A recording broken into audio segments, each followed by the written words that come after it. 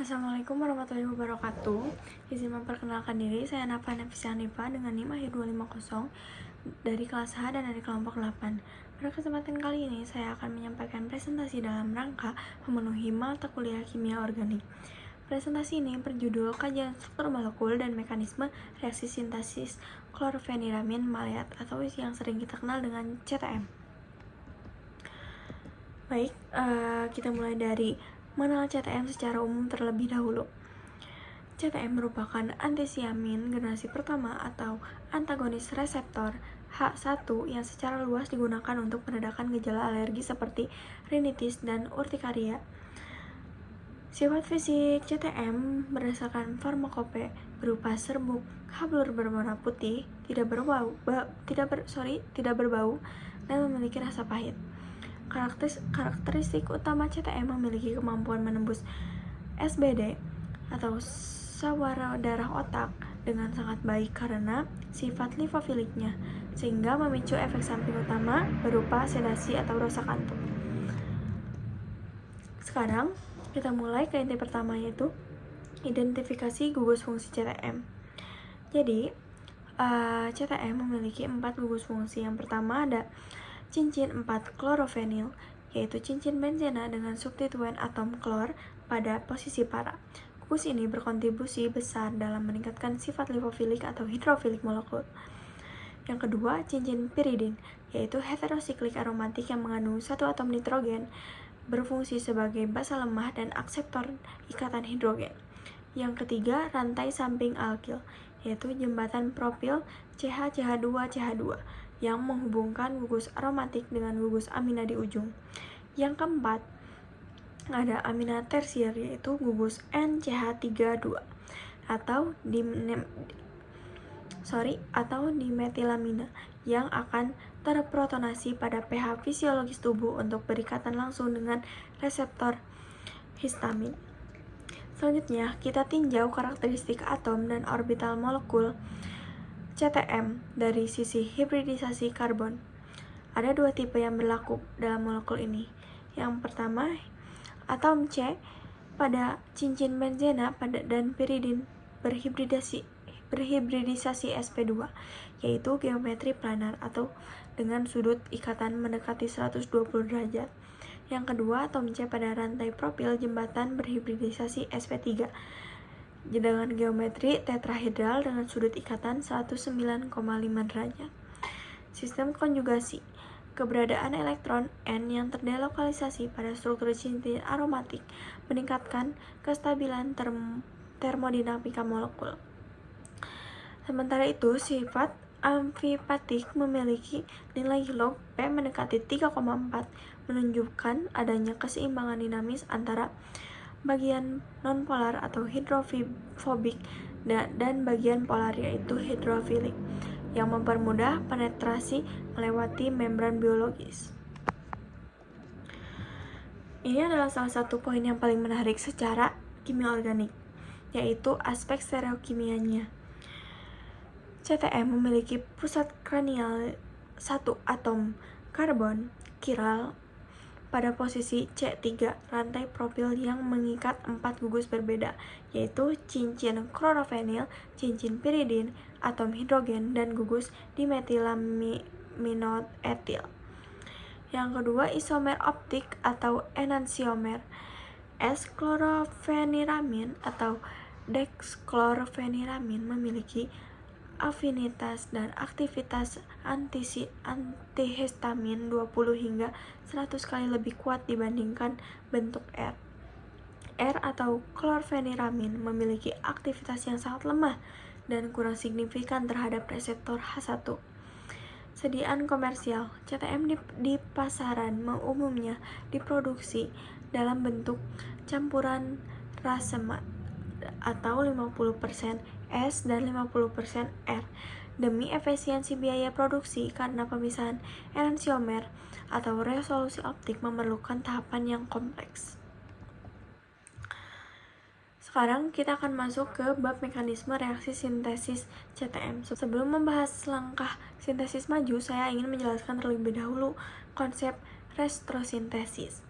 Secara sintetis sintetik, molekul CTM dirancang melalui penggabungan dua fragmen atau sinton utama untuk membentuk ikatan karbon-karbon baru.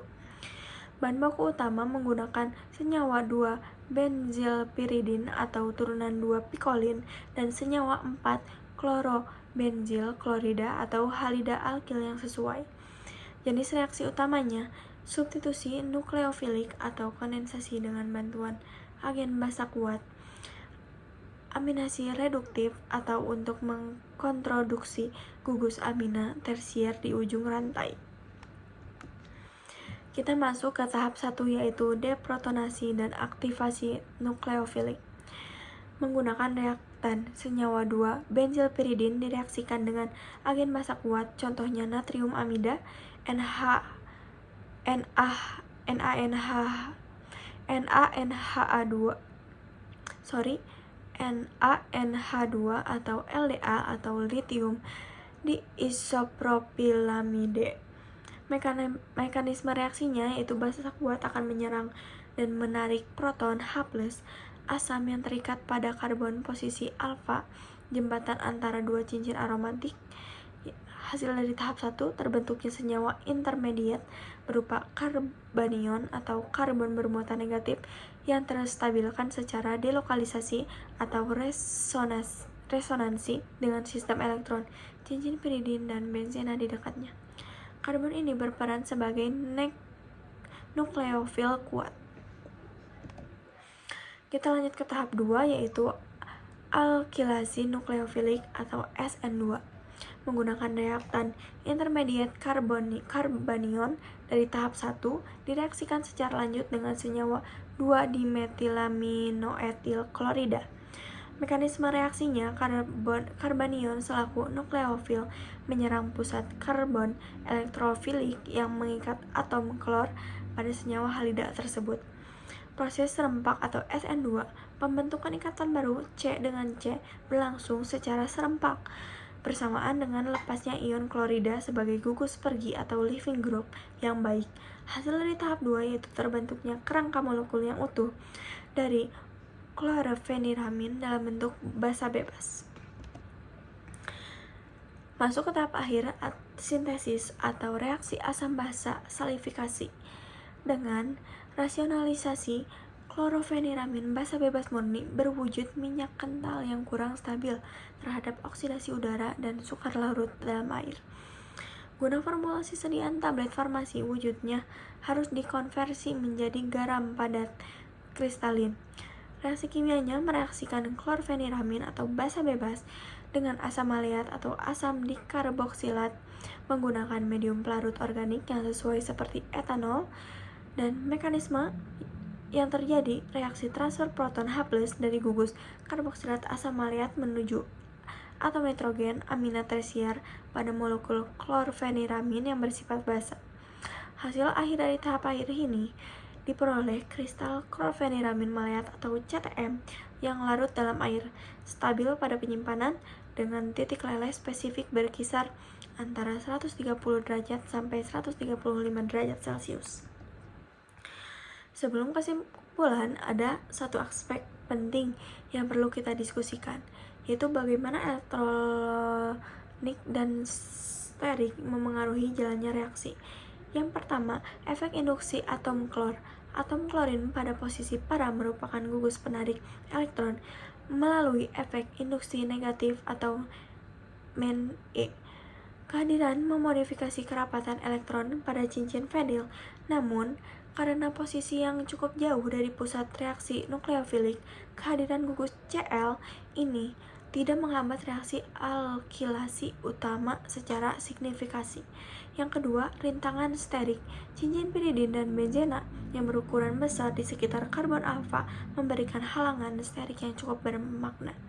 Implikasi praktisnya, pemilihan basa yang tepat yaitu basa berukuran kecil namun cukup kuat, dan pengaturan suhu reaksi yang presisi menjadi faktor krusial untuk mengoptimalkan rendemen atau yield produk. Inilah contoh nyata bagaimana teori kimia organik, fisik, baik efek elektronik maupun sterik menjadi alat prediksi yang andal dalam merancang dan mengoptimalkan sintesis molekul di laboratorium. Baik, sebelum kita tutup, izinkan saya merangkum 3 poin inti dari presentasi hari ini. Pertama, struktur molekul CTM tersusun atas 4 gugus fungsi esensial, yaitu cincin 4 klorofenil, cincin piridin, rantai propil, dan amina tersier, yang secara kolektif menentukan sifat kimia fisik dan aktivitas biologis molekul ini. Yang kedua, CTM memiliki pusat kiralitas. Aktivitas antihistamin utama didominasi oleh enantiomer S-deklorfeniramin. Namun, produk komersial dipasarkan sebagai campuran racemat karena pertimbangan efisiensi sintesis. Yang ketiga, mekanisme reaksi pembentukan CTM melibatkan 3 tahap utama, yaitu deprotonasi oleh basa kuat membentuk intermediate karbanion, alkilasi nukleofilik melalui mekanisme SN2, dan salifikasi dengan asam maleat untuk menghasilkan garam yang stabil. Ketiga poin ini menunjukkan bahwa setiap aspek kimia organik yang kita pelajari, dari gugus fungsi, hibridisasi, stereokimia, hingga mekanisme reaksi, memiliki aplikasi yang sangat nyata dan penting dalam dunia senyawa farmasi. Demikian presentasi yang dapat saya sampaikan hari ini mengenai kajian struktur molekul dan mekanisme reaksi sintesis klorfeniramin maleat atau CTM. Semoga presentasi ini dapat memberikan manfaat dan pemahaman yang lebih mendalam mengenai penerapan kimia organik dalam konteks senyawa obat. Saya ucapkan kepada dosen pengampu mata kuliah kimia organik dan terima kasih. Wassalamualaikum warahmatullahi wabarakatuh.